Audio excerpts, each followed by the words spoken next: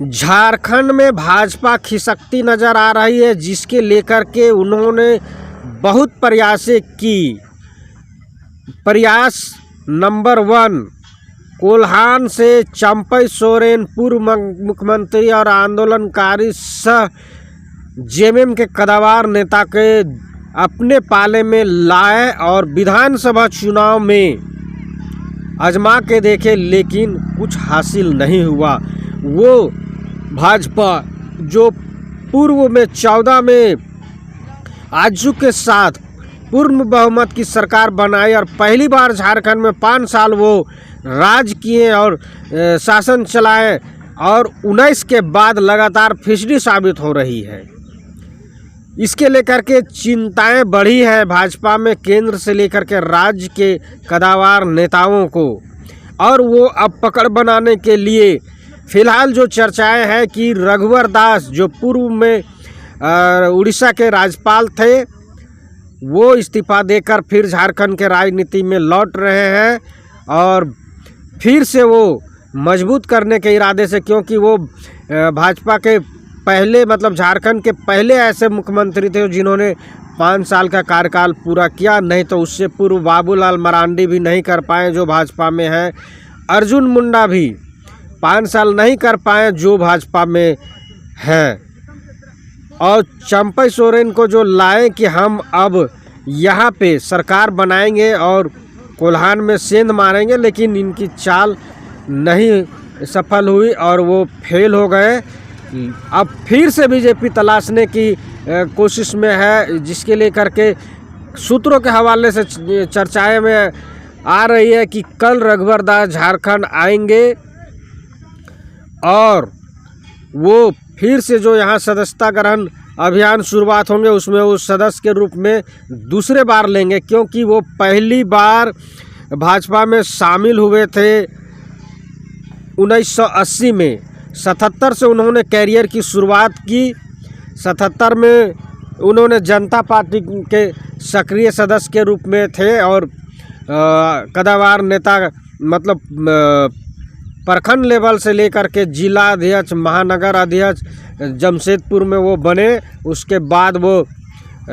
झारखंड के मुख्यमंत्री तक के सफ़र तय किए। और मुख्यमंत्री बनने से पहले मैं आपको बता दूं कि जब बाबूलाल मरांडी 2000 में मुख्यमंत्री बने थे तो कैबिनेट में उनको श्रम मंत्री बनाया गया था, और जब अर्जुन मुंडा मुख्यमंत्री बने थे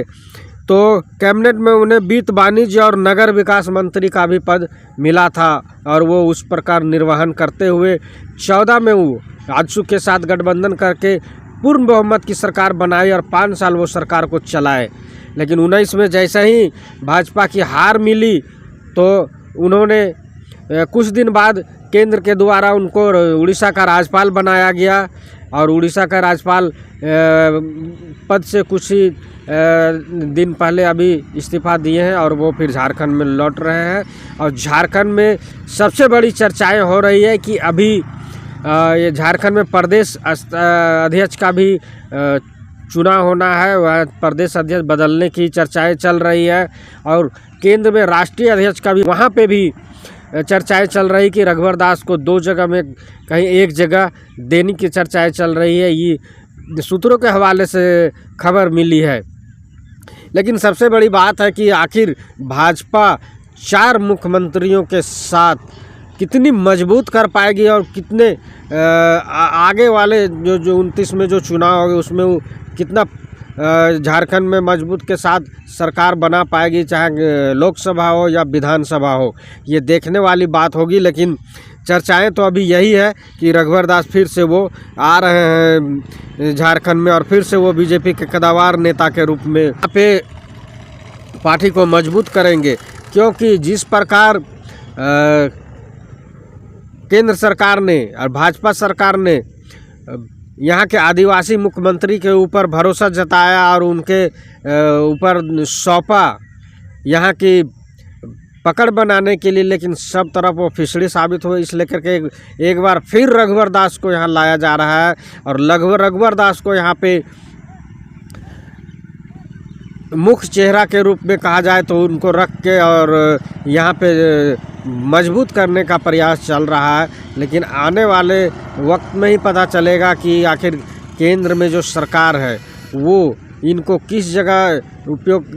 करेंगे और कितनी ये उस पर खरा उतरेंगे, ये आने वाले दिन में ही पता चल पाएगा। लेकिन फ़िलहाल यहाँ अभी प्रतिपक्ष का नेता भी नहीं दे पाया है भारतीय जनता पार्टी, और आज सुजो मिल के चुनाव लड़ा था गठबंधन के लिए, गठबंधन करके प्रतिपक्ष का नेता भी नहीं दे पाए हैं। और लगातार इन्होंने अभी खाली बैठकें का दौर जारी है, लेकिन किसी प्रकार की अभी तक बड़े पद पे कोई नेता को नहीं दिए हैं।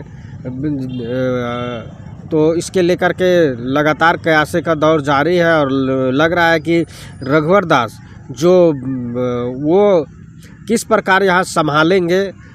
भारतीय जनता पार्टी का बागडोर और आगे किस प्रकार लेके जाएंगे, आने वाले दिन में ही क्लियर हो पाएगा। लेकिन कहीं ना कहीं इस बार का जो चुनाव था, जो प्रतिपक्ष का नेता थे बावरी, वो तीसरे नंबर पे चले गए और अभी नए नवेले जो जयराम महतो का एंट्री हुआ उसमें सभी पार्टियां का ये संकेत छोड़ दिया कि आने वाले दिन में अगर आप नहीं सुधरेंगे तो जनता आपको सुधार देगी। और जिस धर्रे के साथ वो अपने संगठन को मजबूत कर रहे हैं और अपने पार्टी के स्तर पे जिस प्रकार से जयराम महतो का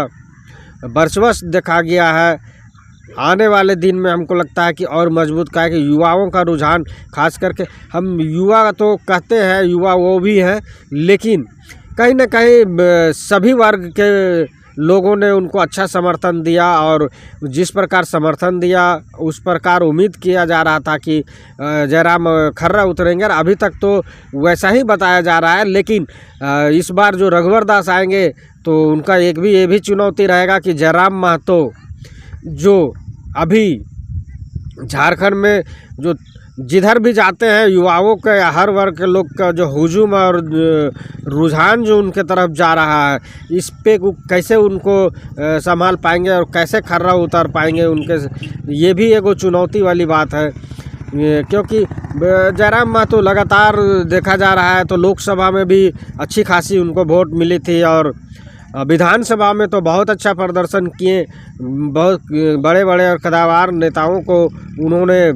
पीछे छोड़ा और उनसे ज़्यादा वोटें मिली। नाम तो जयराम और चेहरा जयराम, ना कि उनके पार्टी में कोई वैसे व्यक्ति थे जो बहुत चर्चित थे जिसके भरोसे वोट मिला, ये भी बात नहीं है। सिर्फ और सिर्फ जयराम के ही चेहरा पे वोट मिला है और जयराम के चेहरे पे ही लोगों ने बड़ी बड़ी नेशनल पार्टियों को पीछे छोड़ा और जयराम का पार्टी को काफ़ी हद तक आगे लाया है। लेकिन जयराम अभी जिस प्रकार से विधायक बने हैं और विधायक बनने के बाद अभी शपथ ग्रहण का ही हुआ है, बाकी चीज़ों अभी बाकी है। 5 साल उनको किस प्रकार यहाँ पे करते हैं, जनता के समस्याओं का समाधान और जनता के विकास के लिए क्या करते हैं अपने क्षेत्र से लेकर के पूरे झारखंड में, ये आने वाले दिन में तो क्लियर हो जाएगा। लेकिन फ़िलहाल तो उनका जो तरीका है, तेवर, वो काफ़ी मजबूत दिख रहा है। कभी कभी तो ऐसा लगता है कि जयराम जो है नए हैं, जोश में है, तो जोश में होश खोने जैसा भी उनका कभी कभी बर्ताव दिखता है। लेकिन इस पे वो आगे किस प्रकार क्या करेंगे ये तो कहना मुश्किल है। लेकिन क्यास लगाया जा रहा है कि उनका जो हाव भाव है और जो बोल के आए हैं उस पे तो अभी चल रहे हैं कि हम मतलब स्वच्छ और साफ़ सुथरा तरीके से हम सब जगह पेश आएंगे और सब तरह का काम करवाएंगे। और अभी तक तो वही सुनने में आ रहा है कि वो अपने जो बोले हैं उसी तरह का चल रहे हैं और कर रहे हैं। लेकिन आने वाले दिनों में सारा साफ हो जाएगा। एक दिन का राजनीतिक नहीं है, उनको 5 साल राजनीतिक करने और जनता के साथ 5 साल तक जुड़े रहने हैं। तो अभी जो यहाँ पे खिसकती हुई ज़मीन पे भाजपा किस प्रकार लौटेगी ये कहना मुश्किल है, क्योंकि अब इनके 4 मुख्यमंत्री होंगे और 4 मुख्यमंत्री मिल के कैसे आगे ले जाएंगे और कैसे यहाँ का आगे जो चुनाव होंगे उसमें कितना मजबूती तरह से उभर पाएंगे ये कहना मुश्किल है। लेकिन खास करके हेमंत सोरेन की बात करें तो हेमंत सोरेन जो है लगातार उनका पार्टी अच्छा प्रदर्शन और जनता के बीच अच्छा पकड़ बना के रखा है और मजबूती के साथ सरकार को बनाया है। तो जेल भी गए, कई तरह का आरोप भी लगे, लेकिन उसके बाद भी जनता जो है उनको चुना है। हालांकि जिस प्रकार से उनके पास आरोप पर आरोप लगते रहे, लेकिन वो पीछे मुड़ के नहीं देखे और लगातार आगे बढ़ते रहें और जनता का साथ देते रहे, सहयोग करते रहे। जनता भी उनको अभी चुन कर लाई है और अच्छे खासे बहुमत से लाई है, ताकि आगे ये बहाना ना हो कि हमने गठबंधन की सरकार थे तो हम नहीं कर पाए और हमें जो है लगातार डैमेज करने का प्रयास में रहा भारतीय जनता पार्टी, जो गठबंधन के साथ जो चुनाव लड़ा है और अभी विपक्ष में है। ये उनके पास कोई बहाना नहीं रहेगा। बहाना उनको बाद और सुनने के लिए जनता भी जो है कुछ नहीं होगा, क्योंकि आपको पूर्ण बहुमत के साथ दिया है। किसी भी प्रकार की कोई दिक्कतें नहीं होने के लिए वैसी सरकार को चुना है और वैसे आपको जो है पूरा बहुमत दिया है। इसके लिए करके देखना होगा कि आगे आने वाले दिन में किस प्रकार से ये चलाते हैं। और साथ में नेशनल पार्टियां जो है, यहाँ पे हम कहें राष्ट्रीय पार्टियां जो है वो फिसलती नज़र आ रही, या तो भाजपा हो या तो कांग्रेस हो, या फिर इस बार थोड़ा सा आरजेडी का जो वो अच्छा पकड़ बनाया है, कम सीटों में लड़ा लेकिन ज़्यादा सीटों में जीत के आए। वो जिस प्रकार पिछले बार उनको दिया गया था उससे कहीं अच्छा प्रदर्शन इस बार रहा। तो आरजेडी इस बार ठीक रही। लेकिन वहीं हम बात करें जेडीयू का, तो जेडीयू झारखंड में कभी भी दिखा ही नहीं कि हाँ वो राजनीतिक में बहुत मुखर तरीके से है और झारखंड के लिए वो बहुत बड़ा फैक्टर हो सकता है, ये भी नहीं है। लेकिन फ़िलहाल वो एक तरह से कहा जाए तो